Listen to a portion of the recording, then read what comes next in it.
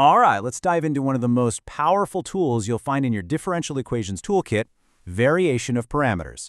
You know those problems where you get stuck because the function on the right side of the equation is just weird?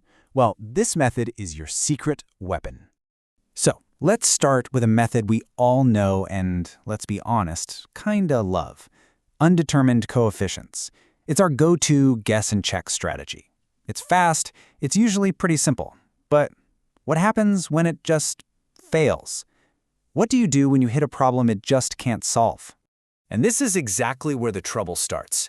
See, undetermined coefficients is an absolute rock star. As long as your forcing function, that's the stuff on the right-hand side, is a nice, friendly polynomial or an exponential or a sine or cosine. But the second you introduce something a little wild, like a tangent function and natural log, or even just 1 over t, the whole method just falls apart. It hits a brick wall. And that's precisely why we need something with a little more muscle. And that something with more muscle is variation of parameters. I like to think of it as the heavy artillery. When your standard tactics just aren't cutting it, you call in the big guns. This is the method that gets the job done no matter how messy the terrain gets. So what is it formally? Well, variation of parameters is a technique that will find a particular solution for basically any forcing function g of t that you can dream up. Now, there is one little catch. You have to actually be able to do the integrals that it generates. But in terms of its range, it's pretty much unstoppable. This really lays out the trade-off perfectly. Undetermined coefficients is like a sports car. It's super fast, but only on a perfectly smooth, predictable racetrack. Variation of parameters, that's your heavy-duty, all-terrain 4x4. It might be slower, and yeah, grinding through those integrals can feel like you're trudging through mud, but its range is unlimited. It can handle any function you throw at it. Okay, so let's get into the battle plan. I know when you first see the formulas, they can look a little intense, but I promise, it's really just a step-by-step recipe. You just follow the instructions and you'll get to the right answer. The core idea here is actually pretty genius. We start with the form of our regular complementary solution, the one with the constant C1 and C2. But here's the twist. We replace those constants with two new functions, u1 of t and u2 of t.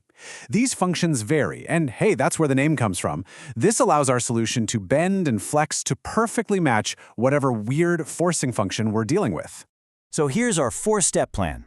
First, you find the complementary solution. That gives you your building blocks, y1 and y2. Second, you calculate the Wronskian of those two functions. Third, and this is usually the hardest part, you use the big formulas to find u1 and u2 by integrating. And finally, step 4, you just put all the pieces together. Let's break down the formula for our first function, u1.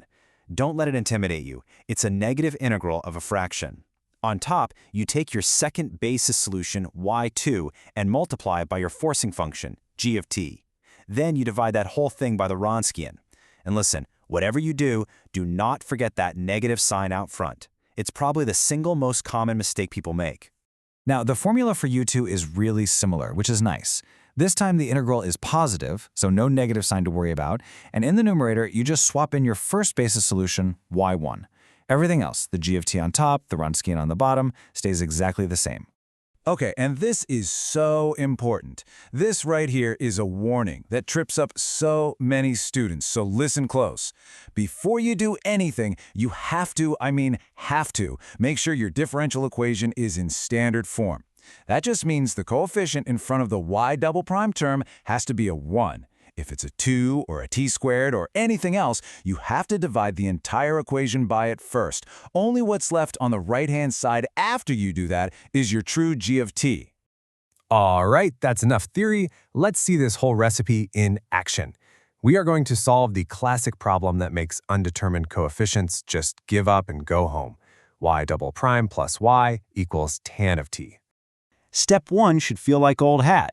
We solve the homogeneous part, y double prime plus y equals 0. The characteristic equation is r squared plus 1 equals 0, which gives us roots of plus or minus I. And you know what that means. Our complementary solution is c1 cosine t plus c2 sine t. So our building blocks are y1 equals cosine of t and y2 equals sine of t. So far, so good. Next up, the Wronskian. We set up our little 2x2 determinant. Top row, we have our functions, cosine t, sine t.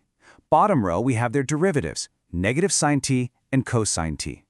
We calculate the determinant, which gives us cosine squared t minus a negative sine squared t, which simplifies beautifully to cosine squared plus sine squared. And what's that? It's just 1. Getting a Wronskian of 1 is fantastic news. It makes the next step way easier.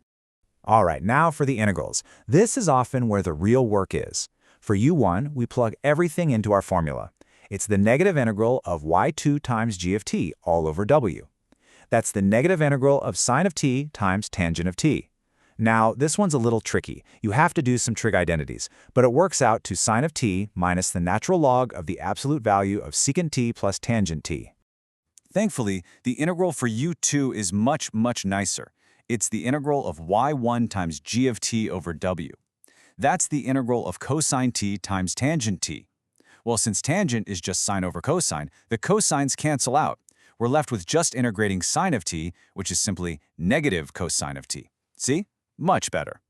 We have all our pieces. Time for the final step, assembly. We just plug our shiny new u1 and u2 back into the main formula. yp equals u1 times y1 plus u2 times y2. At first glance, it looks like a bit of a mess. But stick with me, something really cool is about to happen. And here it is, the magic moment. When we distribute everything out, watch this.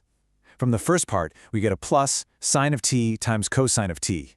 But the second part gives us a minus cosine of t times sine of t. They are perfect opposites. They cancel each other out completely.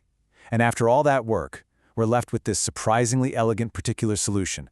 Yp equals negative cosine of t times the natural log of absolute value of secant t plus tangent t.